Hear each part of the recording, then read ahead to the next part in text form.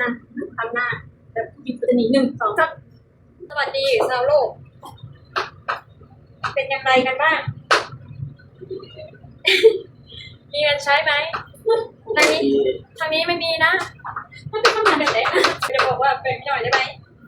มีเงินใช้หรือเปล่าไม่ได้แบบจะให้นะถ้ามาแบ่งด้วยให้ก็ไม่มีเดี๋ยวนะพี่คาโตเด้อ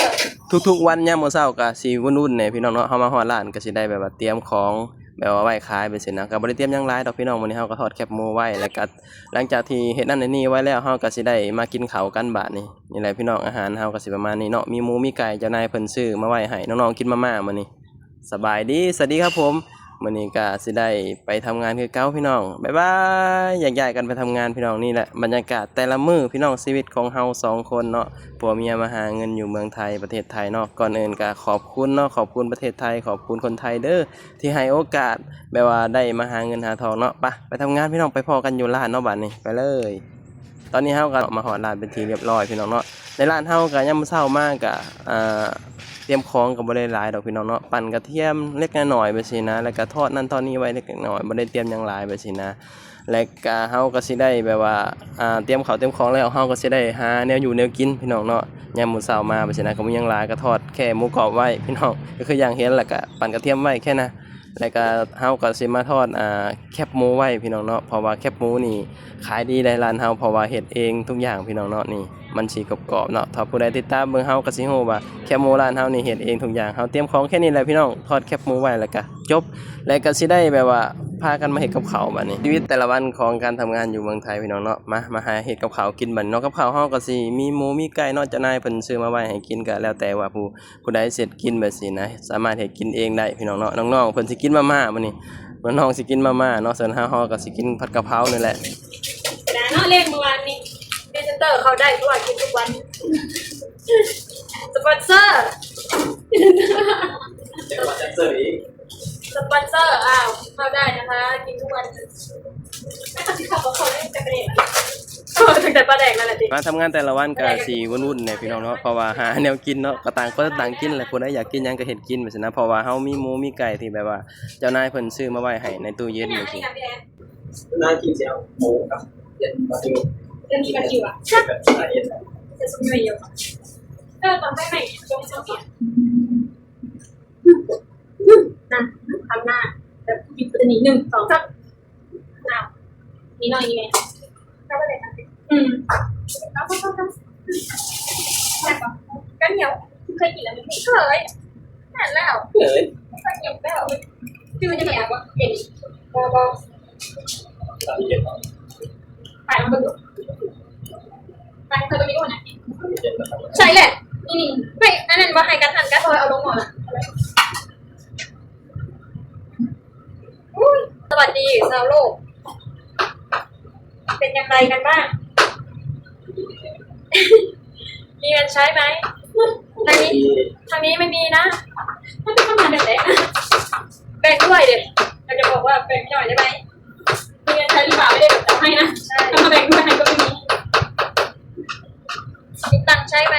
เอาก็เอาหมดเลยนะแบ่งได้ไหมเรื่องเดียวอีก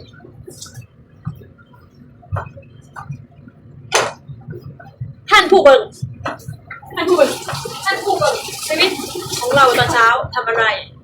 มาแล้วก็ทำกับข้าวกินนะคะเอามาเลยจะมาใส่บอกโอ้ลืมเอาตรงมูซุปกับผมแก่มาเลยซุปยังไงค่ะตัวเทียบนะเทียบด่างกันนะที่เราจะตัวนี้กินมาถ้าเขาป้องกันไม่ได้เลยนี่ถ้าคุณเห็นมันจะไม่ได้น้ำมะเขาก็เล่นก็แล้วก็บริแล้วไม่น้ำบริว่าก็ต้องหันมาได้เตรียมกันเด็ดไอ้เล่นไปนั่นนะซีรีส์แนวตั้งมาเด็ดคุณจะกับมือเลยจะตัวมันสิไม่ได้พวกเขาดีกว่าพวกเขาเตี้ยกันไปใช่ไหมได้เตี้ยกันนะพี่คาโตเด้อ ชีวิตแต่ละมื้อการเฮ็ดงานก็สิประมาณนี้แหละพี่น้องมาบ้านนี้เฮาก็เฮ็ดกับข้าวกับพี่น้องเนาะก็เฮ็ดแต่ละต่างคนก็ต่างเฮ็ดกินแบบซี่นะก็แล้วแต่ว่าผู้ใดสิกินหยังแบบซี่นะส่วนเฮามื้อนี้เฮาก็สิกินผัดหมูพี่น้องเนาะครั้งแรกว่าสิเป็นผัดกะเพราแหละแต่ว่าบ่ผัดดีกว่านะแล้วแต่บางมื้อพี่น้องเนาะคืองานที่เฮาเฮ็ดก็ดีอย่างหนึ่งแบบว่าเวลากับข้าวเวลาเฮาเฮ็ดกินนี่เฮาอยากเฮ็ดกินหยังเฮาก็เฮ็ดกินแบบซี่นะมันสบายใช่เนาะเพราะว่าบางร้านนี่เขาเจ้าสิเฮ็ดรวมได้พี่น้องเนาะเพราะเฮาเคยทำงานหลายบ่อนมาสิเวลากับข้าวพนักงานแบบซี่เนาะเป็นร้านอาหารจังซี่นะเขาเจ้าสิเฮ็ดรวมออกมาเลยแบบซี่นะแต่ว่าร้านที่เฮาเฮ็ดงานปัจจุบันนี่ก็คือแบบว่ามันก็อิสระดีแบบซี่นะเวลากับข้าวเฮาอยากกินหยังเฮาก็เฮ็ดกินแบบซี่มันก็สิได้แบบว่า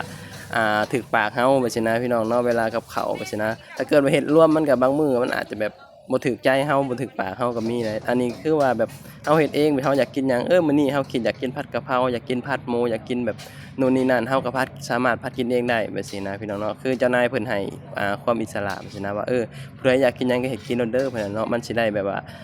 ถึกใจแล้วก็ถึกปากนำแบบซี่นะก็เลยแบบว่ามันก็ดีแบบซี่นะพี่น้องเนาะอันนี้เฮาก็ผัดหมูเป็นที่เรียบร้อยพี่น้องเนาะกับข้าวก็แต่ละมื้อก็บ่ยังหลายดอกพี่น้องส่ำนี้ก็อิ่มแล้วนี่คนหนึงเนาะประมาณนี้เนาะน้องๆก็สิได้มาม่าเพิ่นน่ะอยากกินมาม่าต้มใส่หมูนั่นแล้วแต่เนาะบางมื้อก็กินมาม่าพี่น้องบางมื้อก็กินข้าวผัดปะบัดนี้กินข้าวนำกันพี่น้องไปหากินข้าวกินน้ำแล้วก็สิได้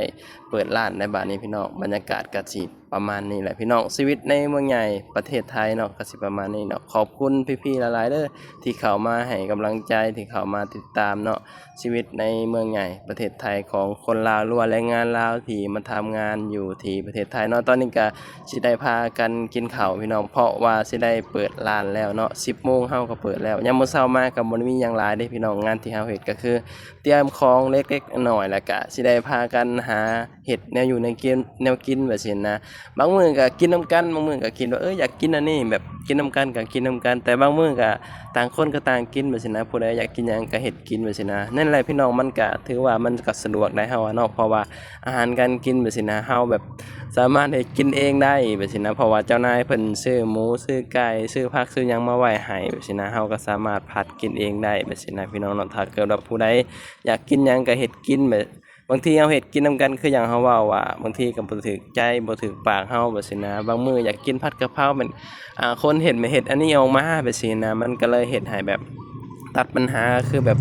ต่างคนก็ต่างกินต่างคนก็แบบว่าต่างเฮ็ดแนวกินดีกว่าคือมื้อนี้ก็น้องๆอยากกินมาม่าก็ซื้อมาม่ามาแล้วก็มาต้มใส่หมูใส่หยังไปก็แล้วไปพี่น้องเนาะมันก็บ่ได้มีหยังหลายพี่น้องกินเพื่ออยู่เนาะเฮาบ่ได้อยู่เพื่อกินแบบซี่นะกินเพื่อมีแรงเฮ็ดงานแบบซี่นะพี่น้องเนาะนี่นั่นแหละพี่น้องการที่เฮาเฮ็ดงานร้านอาหารก็มีข้อดีหลายไปซั่นหนึ่งมาก็คือแบบเฮากินกับเจ้านายซี่เนาะมันก็สิได้ช่วยเฮาประหยัดถ้าเกิดว่าเฮากินเองอยู่เองมันก็ค่อนข้างที่จะเปลืองเด้พี่น้องเนาะกับข้าวกับน้ำบางสิ่งบางอย่างมันก็ถ้ามันแซ่บๆแหน่มันก็สิแพงแหน่แบบซี่นะถ้าเกิดว่ามัน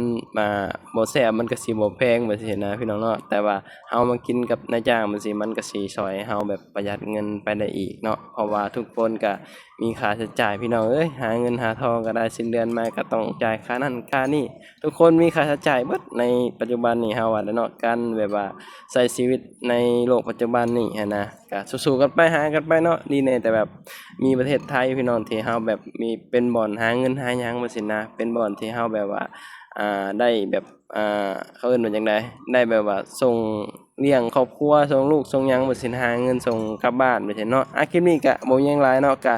ขอบคุณพี่ๆหลายๆเด้อที่เข้ามาติดตามรับชมเฮาก็สิได้ปิดคลิปเพียงเท่านี้ก็สิได้